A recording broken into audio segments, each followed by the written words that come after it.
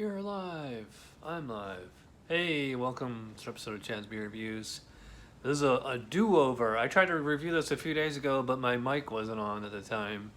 So maybe you saw it, but you didn't hear it. So this is Transient Artisan Ales in collaboration with New Image Brewing.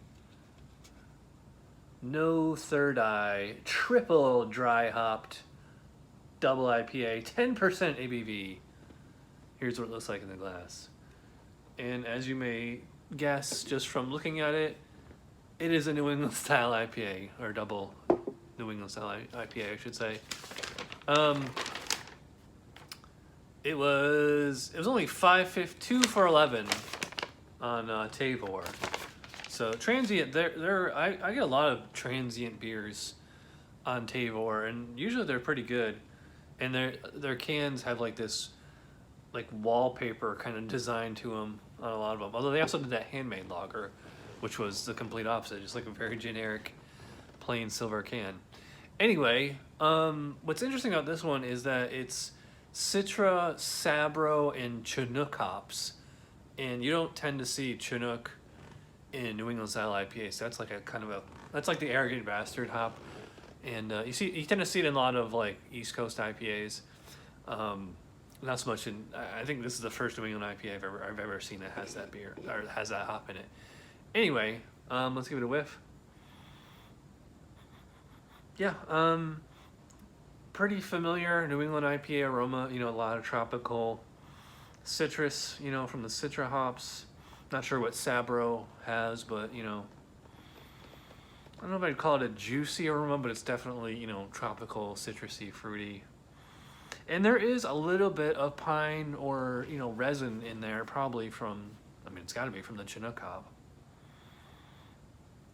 But, you know, kind of like an orange juice thing, too. Not much in the way of specialty malt or anything. No toast. No, surprisingly, for 10% ABV, I do not really smell alcohol at all. Plus, I mean, this is pretty much at fridge temp. It's been out for about 5 minutes, but we'll see if it comes out as it warms. But yeah, so no sulfur, no alcohol, no malt, which is kind of a bummer, but whatever. And as for appearance, classic New England style IPA, looks like orange juice. This one has a little bit more foam than the Facts About Cats from the other night. In fact, they're very, very similar beers as we'll see. So let's dig in here. Cheers.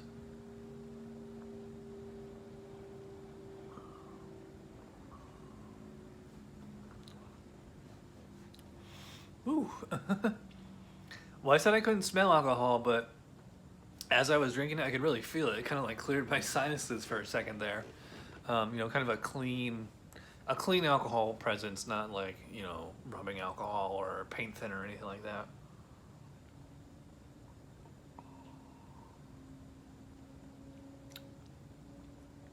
Even though this one smells tropical, it tastes a little bit more citrusy. Definitely orange grapefruit, not so much lemon.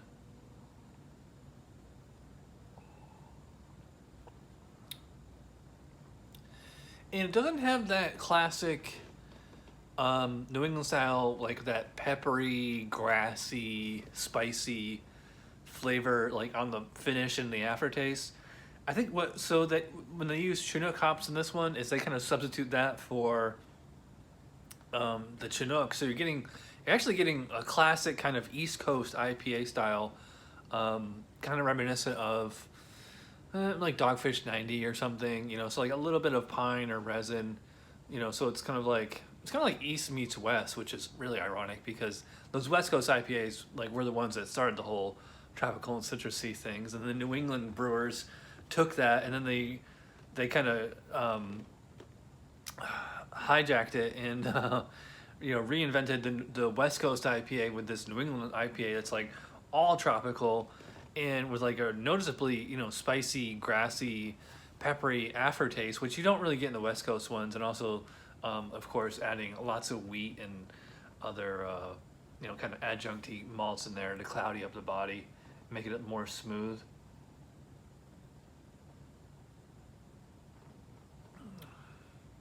And I will say this is smooth.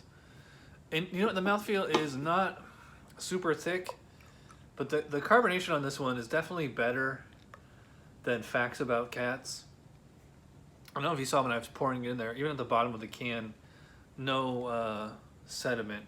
I mean, it's certainly not filtered, but you know, it's not, you don't got chunks of yeast or, you know, trube or whatever floating around in here.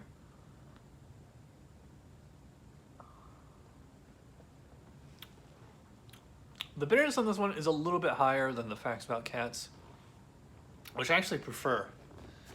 Although, I mean, it has like the mouthfeel to kind of back that up. I thought the cat beer was, the mouthfeel was very, very thin. It was undercarbonated.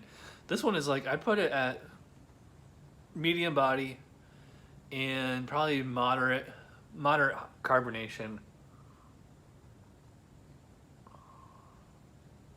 But because it's a New England IPA, which is, and it's funny because like this is made in Michigan, not even in a New England state. Forgot where I was going with this. Yeah, so it's got that smooth body. It's not, I mean, I've had smoother. It's not super thick either, which is surprising because it's 10% ABV. You think they'd be using like just tons and tons of malt on there.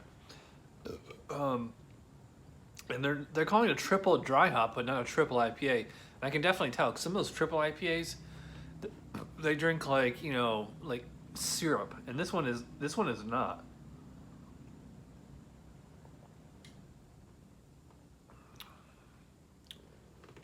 Now that it is warming up, like that alcohol is coming out more, so I'm getting like a tiny, getting like a noticeable warmth in the throat as it's going down, and I can kind of I can taste it too. It's, I mean, at least it's like a neutral alcohol kind of taste. I wouldn't describe it as like woody or anything like that. Although I think like this beer and beers like this, that it would be really interesting if they did either a barrel aged version or just like threw some wood chips in the bright tank, you know, because then you can do a wood aged beer without actually aging it in. There's a difference between, you know, actual bourbon barrel or, you know, any kind of barrel aging and then aging on chips. They're not the same thing. I think this might actually work with that. Although I can't imagine that the brewers are watching this and or care what some schmuck on YouTube thinks of it. Anyway, you know, something I said, this is the second time I've reviewed this, and I have to say I like it a little bit more the second time around, which is surprising because I am like so over New England IPAs. My next crate with Tavor is probably going to have like next to no IPAs in it. Like I'm looking at the pictures and like if the beer is this cloudy, I don't order it. Like if it's a clear IPA, I'll get it because I kind of miss the classic East Coast West Coast style IPAs like Dogfish 60, 90-minute, Stone IPA, Ruination, you know, Ballast Point, Sculpin, things like that. It's like you don't really see, like, I guess those are such mainstream styles now, you know, that like all the independent brewers that you're gonna get on Tavor, they're doing the New England style. So, which I think the New England style is like at least 8 years old because Hetty Topper came out in like 2012, I think, and that was the one that started it. I mean, and then all these other brewers finished it. Anyway, I am rambling. Let me finish this up here. So, kind of do a pros and cons here. So, you know, on one hand, like it's definitely the New England category, but it's got that throwing that Chinook hops in there gives like a little bit of a piney, resiny flavor. So it gives like a little bit of a distinctiveness. And you know, it's not a beast at 10% ABV. You know, I can actually, it's not a sipper. I'm surprised. You know, been throwing this back pretty quickly, as you can tell. The alcohol is, you know, I mean, it's impossible to ignore. It's smooth. Mouthfeel is, you know, solid. Like I said, probably about medium mouthfeel, moderate carbonation.